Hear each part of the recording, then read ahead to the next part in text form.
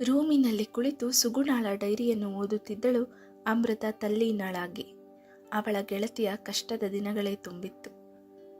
ಅದರಲ್ಲಿ ಕಾಲೇಜಿನ ದಿನಗಳೇ ಮತ್ತು ಸ್ನೇಹಿತರ ಸಂಘದಿಂದಲೇ ಅವಳು ಖುಷಿಯಾಗಿದ್ದಳು ಎಂಬುದು ತಿಳಿಯುತ್ತಿತ್ತು. ರೂಮಿಗೆ ಬಂದ ಅನಘಾಳನ್ನು ನೋಡಿಯೂ ಅವಳ ಮದುವೆ ವಿಚಾರದ ಬಗ್ಗೆ ಏನೂ ಹೇಳಲಿಲ್ಲ. ಅನಘಗೂ ಕೂಡ ಆಶ್ಚರ್ಯವಾಗಿತ್ತು.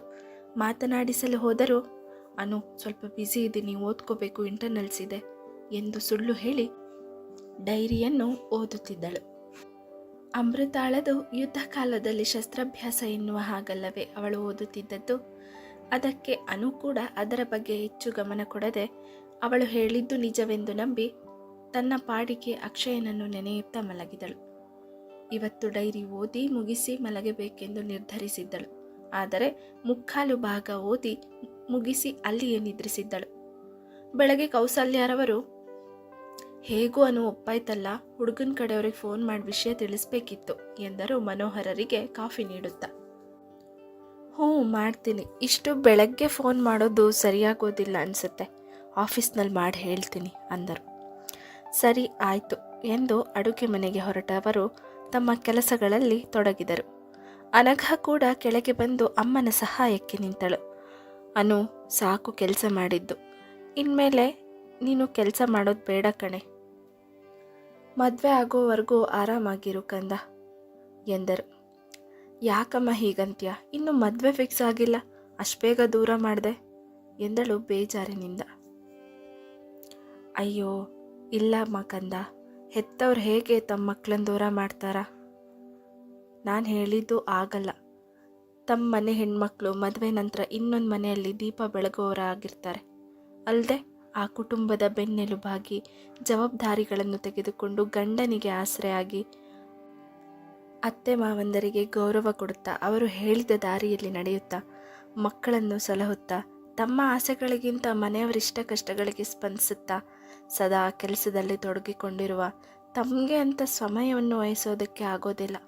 ಹಾಗಾಗಿ ಗಂಡನ ಮನೆಯಲ್ಲಿ ಹೇಗೋ ಏನೋ ಗೊತ್ತಿಲ್ಲ, ಅದಕ್ಕಾಗಿ ನೀನು ಮದುವೆ ಆಗೋವರೆಗೂ ನೀನಿಷ್ಟ ಬಂದಂತೆ ಇರು ಎಂದದ್ದು ನಾನು, ಬೇರೇನು ಅರ್ಥದಲ್ಲಿ ಅಲ್ಲಮ್ಮ ಅಂದರು ಕಣ್ಣು ತುಂಬಿಕೊಂಡು.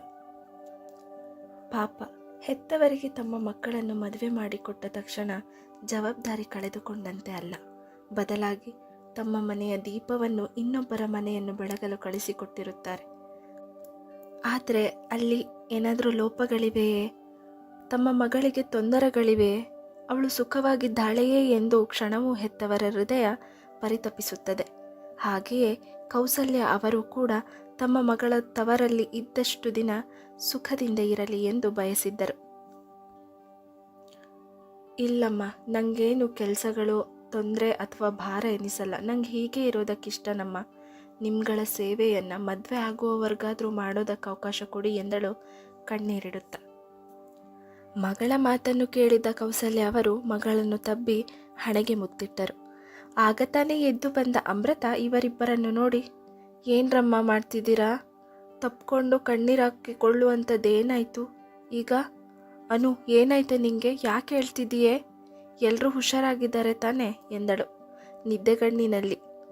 ಬಂದವಳು ಇವರು ಅಳುವುದನ್ನು ನೋಡಿ ಗಾಬರಿಯಾಗಿದ್ದಳು. ಯಾಕೂ ಇಲ್ಲ ಕಣೆ, ಸುಮ್ಮನೆ ಹೀಗೆ ಎಂದರು. ತಲೆ ಕೆರೆದುಕೊಂಡ ಅಮೃತ, ಹಾಂ, ಸುಮ್ಮನೆ ಯಾರಾದರೂ ಈ ಥರ ಅಳ್ತಾರಾ, ಹಾಗೆ ಅಳೋರ್ಗೆ ಹುಚ್ಚು ಅಂತಾರೆ ಕಣೆ ಎಂದಳು ಆಕಳಿಸುತ್ತ. ಸಾಕು ಸುಮ್ಮನಿರೆ, ಏನಾದರೂ ತರಲೆ ಮಾತಾಡ್ತೀಯ, ಕಾಲೇಜ್ ಇಲ್ವಾ, ಇನ್ನೂ ರೆಡಿ ಆಗಿಲ್ಲ ಎಂದರು ಕೌಸಲ್ಯ. ಕಾಲೇಜ್ ಇದೆ, ನಾನು ಕ್ಲಾಸಿಗೆ ಹೋಗ್ತಾ ಇಲ್ಲ, ಅಂಥ ಇಂಪಾರ್ಟೆಂಟ್ ಕ್ಲಾಸ್ ಇಲ್ಲ, ಇಂಟರ್ನಲ್ಸ್ಗೆ ಓದ್ಕೋಬೇಕು ಎಂದಳು ಡೈರಿಯ ಉಳಿದ ಭಾಗವನ್ನು ನೆನೆಸಿಕೊಂಡು. ಸರಿ ಆಯಿತು, ಹೋಗಿ ಓದ್ಕೋ ಎಂದರು. ಹೋಗ್ತೀನಿ ಅಮ್ಮ, ಪ್ಲೀಸ್ ಒಂದು ಕಾಫಿ ಕೊಡು ಎಂದು ಅವಳು ಕೇಳಿದ ರೀತಿಗೆ ಅವಳ ಮೇಲೆ ಮುದ್ದುಕ್ಕಿತ್ತು ಕೌಸಲ್ಯರವರಿಗೆ. ಎಷ್ಟೇ ಆದರೂ ತಾಯಿಯಲ್ಲವೇ, ಸಿಡುಕಿದರೂ ಅಥವಾ ಅವರಿಗೆ ವಯಸ್ಸಾಗಿದ್ದರೂ ಮಕ್ಕಳ ಮುದ್ದು ಮಾತಿಗೆ ಎಷ್ಟೇ ಸಿಟ್ಟಿದ್ದರೂ ಕರಗಿಬಿಡುತ್ತದೆ. ಕೌಸಲ್ಯರು ಕಾಫಿ ಅವಳ ಕೈಗಿಟ್ಟು ಕುಡಿ ಎಂದರು. ಥ್ಯಾಂಕ್ಸ್ ಅಮ್ಮ, ನಾನು ರೂಮ್ನಲ್ಲಿ ಕುಡಿತೀನಿ ಎಂದು ತನ್ನ ರೂಮಿನ ಕಡೆ ಹೊರಟಳು. ಏನು ಹುಡುಗಿನೋ ಏನೋ, ಅದು ಯಾವಾಗ ದೊಡ್ಡವಳಾಗ್ತಾಳೋ ಎಂದು ನಕ್ಕು ಕೆಲಸ ಮುಂದುವರಿಸಿದರು. ಕಾಫಿ ಕುಡಿಯುತ್ತಾ ಓದು ಮುಂದುವರಿಸಿದಳು ಅಮೃತ. ನಾನು ಮೆಚ್ಚಿದ ಮೊದಲ ಹುಡುಗ ಪ್ರಮೋದ್ ಎಂದು ಬರೆದಿದ್ದಳು. ಅವನ ಮೊದಲ ಭೇಟಿಯಲ್ಲೇ ಅವನಿಗೆ ಸೋತೆ. ಅವನ ನಗು ನನ್ನ ಅದೇಗೆ ಆಕರ್ಷಿಸಿತೋ ತಿಳಿದಿಲ್ಲ. ನಾನಂತೂ ಅವನನ್ನು ನೋಡಿ ಪದೇ ಪದೇ ಕಳೆದು ಹೋಗುತ್ತಿದ್ದೆ ಎಂದು ಬರೆದಿದ್ದಳು. ಇದನ್ನು ಓದಿದ ಅಮೃತ, ಅಂದರೆ ಸುಗುಣ ಪ್ರಮೋದನನ್ನು ಪ್ರೀತಿಸ್ತಿದ್ಲಾ ಎಂದು ಆಶ್ಚರ್ಯಗೊಂಡು, ಮತ್ತ್ಯಾಕೆ ಮದುವೆಗೆ ಒಪ್ಪಿದ್ದು, ಅದು ಇವನನ್ನು ಇಷ್ಟಪಟ್ಟು ಎಂದುಕೊಂಡು ಓದು ಮುಂದುವರೆಸಿದಳು. ಕಾಲೇಜಿನಲ್ಲಿ ನಡೆದ ಘಟನೆಗಳು ಮತ್ತು ಅವರೊಂದಿಗೆ ಆದ ಸ್ನೇಹ ಎಲ್ಲವನ್ನೂ ಬರೆದಿದ್ದಳು. ಎಲ್ಲದರಲ್ಲಿಯೂ ಅವನದೇ ವಿಷಯವಿರುತ್ತಿತ್ತು. ಆದರೆ ಎಲ್ಲೂ ಅವಳು ಅವನೊಂದಿಗಿನ ಪ್ರೇಮ ನಿವೇದನೆಯ ವಿಷಯವನ್ನು ಬರೆದಿರಲಿಲ್ಲ. ಓದು ಮುಂದುವರೆಸಿದ್ದಳು. ಇಂದು ಅಪ್ಪ ವಯಸ್ಸಾಗಿರುವವನನ್ನು ತೋರಿಸಿ ಮದುವೆ ಆಗುವಂತಿದ್ದಾರೆ. ಪ್ರಮೋದ್ ನನ್ನ ಪ್ರೀತಿಸಿ ಮದುವೆ ಆಗೋಕ್ಕೆ ಸಾಧ್ಯ ಇಲ್ಲ. ಅಪ್ಪನಿಗಾದರೂ ಹೇಗೆ ಮನಸ್ಸು ಬಂತು? ಛೇ, ಹೆತ್ತಪ್ಪನೇ ಹೀಗೆ ಮಾಡಿದರೆ ಯಾರನ್ನ ನಂಬೋದು? ನಾಳೆ ಪ್ರಮೋದನಿಗೆ ನಿನ್ನ ಪ್ರೀತಿಸುವುದಾಗಿ ಹೇಳಬೇಕು.